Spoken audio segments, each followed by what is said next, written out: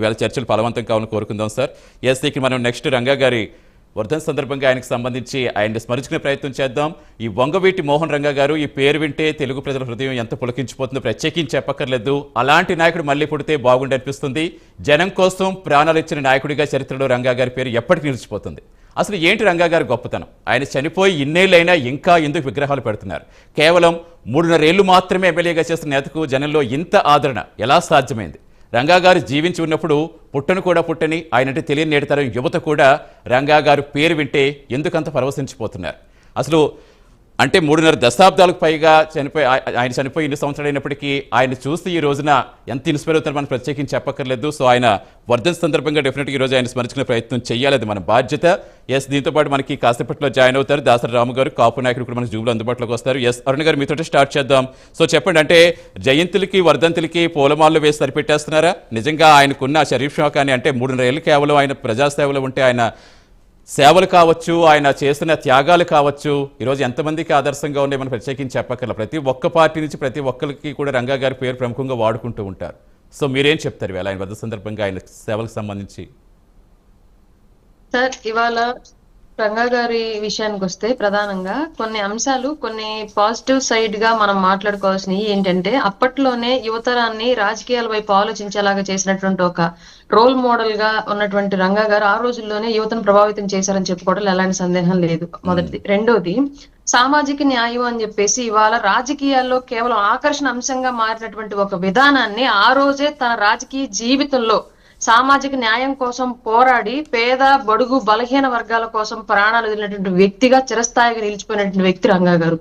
అట్లాంటి వ్యక్తి ఇవాళ, ఇది ప్రధానంగా నా డౌట్ సార్, ఇది ఇప్పుడే కాదు, నేను రాజకీయాల్లోకి వచ్చిన తర్వాత రంగా గారి గురించి తెలుసుకున్నాను. ఎందుకంటే ఉభయ గోదావరి జిల్లాలో అండ్ ఉత్తరాంధ్ర అటు సైడ్ ఏమన్నా ఎక్కువ రంగా గారి ప్రాబల్యం ఎక్కువ తెలిసిండేదేమో చిన్నప్పటి నుంచి.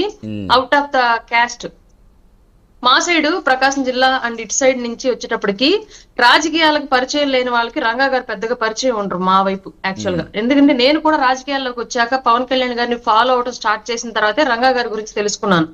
రంగా గారు ఏంటి, ఆయన లైఫ్ స్టోరీ ఏంటి, ఆయన ఎలా చనిపోయారు, ఈ వివరాలను తెలుసుకున్నప్పుడు నాకు వచ్చినటువంటి ఒక సామాన్యులుగా ఒక డౌట్ సార్ నాకు ఏంటి అంటే, సామాన్యుల కోసం పోరాడినటువంటి రంగా గారు మాత్రం కేవలం ఒక కాపు సామాజిక వర్గానికి చెందినటువంటి లీడర్ గానే సమాజానికి ప్రొజెక్ట్ చేయబడ్డారు.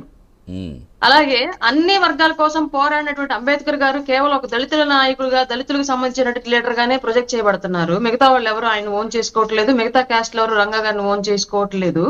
కానీ ఒక ఓన్ క్యాస్ట్ కోసం మాత్రమే పోరాటం చేసి కుటుంబ సభ్యులకు, కొడుకు ఆస్తులు దోచిపెట్టినటువంటి మన మహానేత లాంటి వాళ్ళు మాత్రం అన్ని కులాలకి నాయకులుగా కీర్తించబడుతున్నారు. నాకు ఇది అర్థం కావట్లేదు సార్ ఇప్పటికి కూడా. నిజంగానే పేదల కోసం పోరాడినటువంటి రంగా గారిని కేవలం కాపు క్యాస్ట్ మాత్రమే, కాపు నాయకుడు మాత్రమే అన్నట్లుగా చెప్పుకుంటున్నారు. అంటే వాళ్ళు ఓన్ చేసుకోవడం వల్ల అలా జరుగుతోందా, లేదంటే మిగతా అగ్రవర్ణాలు రంగా గారిని కేవలం ఒక కులానికే పరిమితం చేయాలి అని చెప్పేసి మిగతా కులాలకు దూరంగా పెడుతున్నాయా?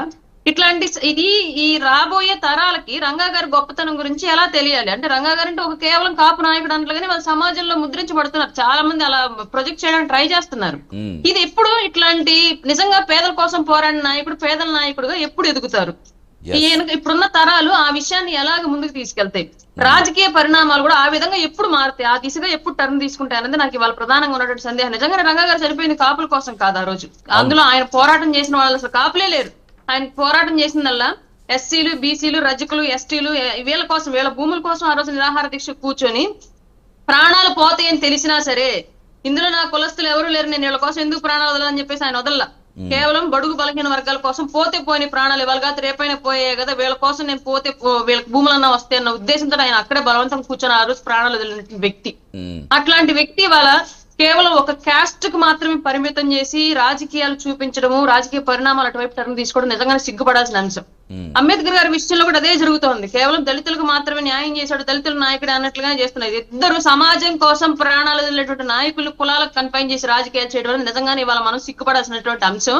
దీని మీద రాబోయే రోజులైనా సరే రాజకీయ పార్టీల నాయకులు, అలాగే రాజకీయాల్లోకి వస్తున్నటువంటి యువత నేర్చుకోవాల్సిన అంశాలు ఏంటి అంటే, వీళ్ళు అసలు సమాజం కోసం ఎంత చేశారు, ఏ సమాజం కోసం వీళ్ళు ప్రాణాలు వదిలేరు. ఇవాళ మనం వీధుల్లో విగ్రహాలు పెట్టి రోజు దండాలు పెడుతున్నటువంటి వ్యక్తులు ఏ కులాల కోసం, ఏ సమాజాల కోసం పోరాడారు, ఎవరు గొప్ప నాయకులను తెలుసుకోవాల్సినటువంటి అవసరం అయితే ఇవాళ ఆంధ్ర రాష్ట్ర రాజకీయాల్లో ఉందండి. ఎస్, ఖచ్చితంగా మీరు చెప్పిన పాయింట్ మాత్రం ఖచ్చితంగా చాలా వ్యాలిడ్ పాయింట్ అది.